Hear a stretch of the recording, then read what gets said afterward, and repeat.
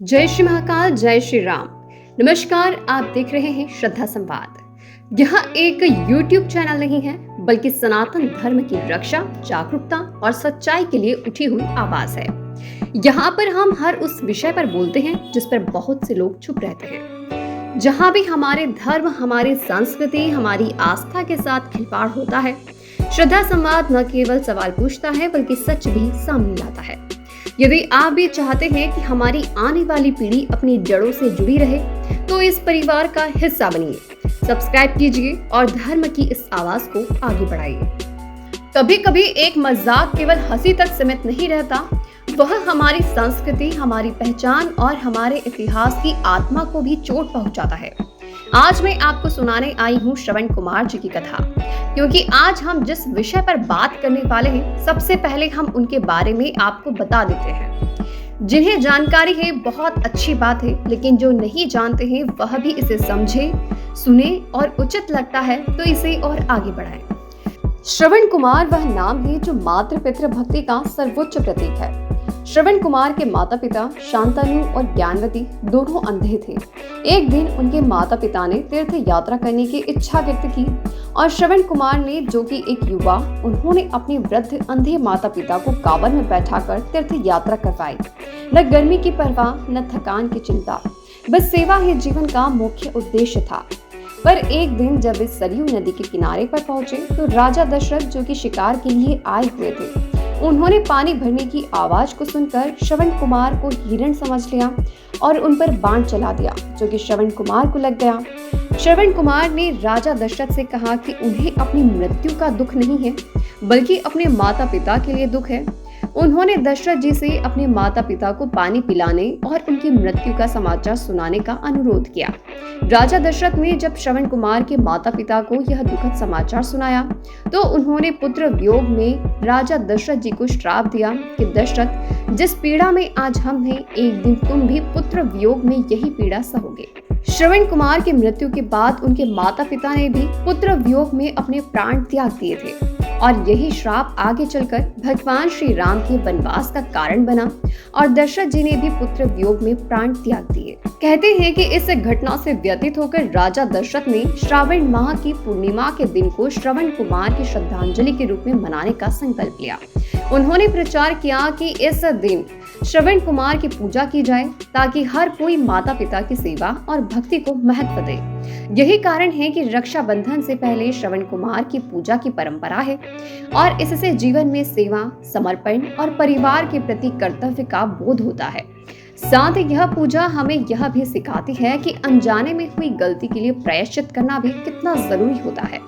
इसीलिए इस दिन भाई बहन के पवित्र बंधन के साथ ही हर घर में श्रवण कुमार जी की पूजा कर अपने माता पिता की सेवा और रक्षा का संकल्प भी लिया जाता है।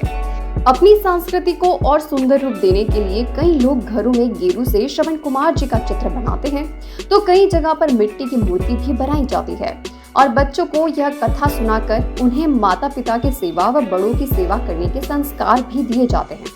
पर आज इस पवित्र नाम का बाजार में ऐसा मजाक हुआ, ऐसा अपमान हुआ कि देखकर आत्मा ही कांप गई। जी हाँ, उज्जैन के बाजार में रक्षाबंधन की खरीदारी के दौरान एक ऐसा फोटो देखने को मिला जिस पर श्रवण लिखकर उन्हें श्रवण कुमार बताकर यह चित्र बेचा जा रहा है।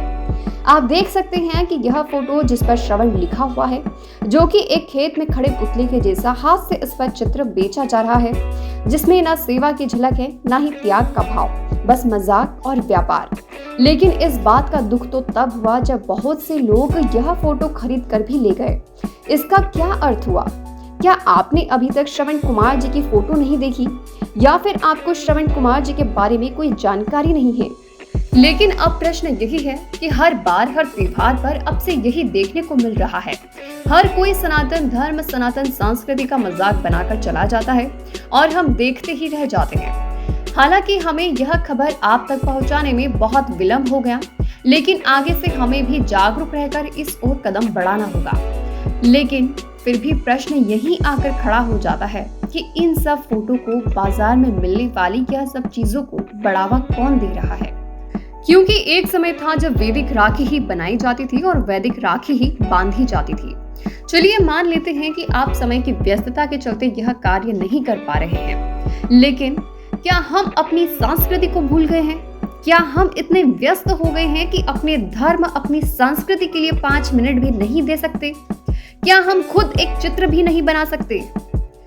क्या हम अपने बच्चों से नहीं कह सकते कि स्कूल के प्रोजेक्ट की तरह श्रवण कुमार जी की फोटो बनाएं, या फिर जो त्योहार आते हैं उनके बारे में उन्हें जानकारी देकर उनसे यह कार्य करवाएं, उनके पीछे छिपे उस रहस्य को, उस कथाओं को उन्हें बताएं, उन्हें सिखाएं अपने संस्कार, उन्हें बताएं अपनी संस्कृति। क्या हम यह कार्य भी नहीं कर सकते? अगर हमने अभी भी ध्यान नहीं दिया तो फिर क्या हमें बाजार से खरीदकर यह कार्टून सी तस्वीर को लाकर ही संतोष करना होगा और उस मजाक का हिस्सा बनना होगा जो हमारे धर्म का अपमान करते हैं? क्योंकि याद रखिए, मौन रहना भी एक अपराध है। जो लोग अपमान करते हैं वो दोषी हैं, और जो लोग उसे चुप रहकर सहते हैं वो उससे भी बड़े अपराधी हैं। तो अब आप भी प्रण ले लीजिए।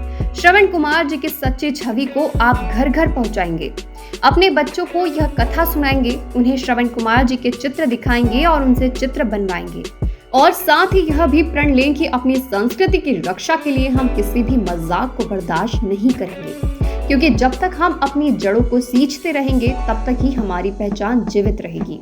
तो सभी हिंदू भाई बहनों, अब यह समय मौन रहने का नहीं, एकजुट होकर सही दिशा पे अपनी आवाज उठाने का है। यदि आपके पास भी ऐसी कोई खबर, कोई चित्र या कोई घटना है जिसमें हमारे सनातन धर्म, हमारी परंपराओं या हमारे देवी देवताओं का अपमान किया गया हो, तो उसे हमारे साथ साझा कीजिए। हम सब इसे एक सही मंच पर लेकर जाएंगे और सही जानकारी देंगे, ताकि आगे लोग हमारी भावनाओं और मान्यताओं का सम्मान करना सीखें। हमसे जुड़े रहिए, क्योंकि हम आगे और भी कई ऐसे विषयों और सनातन की अनमोल परंपराओं से जुड़ी सच्ची जानकारियों के साथ आपके सामने फिर से उपस्थित होंगे। यह है श्रद्धा संवाद। सुनिए, समझिए और जुड़िए। सनातन की रक्षा, जागरूकता और गर्व का स्वर। जय श्री महाकाल, जय श्री राम।